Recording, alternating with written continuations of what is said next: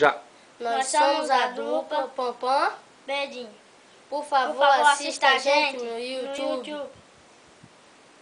Tô ligando pra você, do orelhão daqui da rua, para pedir para o Senhor que me tire da rua. Você tem muito valor, Pepe Moreno, por favor, conto com a ajuda sua. Foi no centro de São Paulo que eu me perdi do meu irmão. Eu só tenho 9 anos, quero encontrar minha mãe.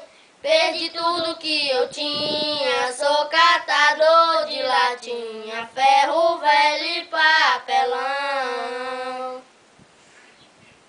Quando eu ando pelas ruas, os carros me jogam lama, batem minha carrocinha, todo mundo só reclama. Ninguém quer ser meu amigo, vivo correndo perigo, sinto que ninguém me ama. Tenho fé na mão de Deus, toda noite eu peço a ela, para mudar o meu destino, me dá outra vida bela, para me voltar a sorrir, me leve embora daqui, em nome do filho dela. Venha logo me buscar, me faça esse favor.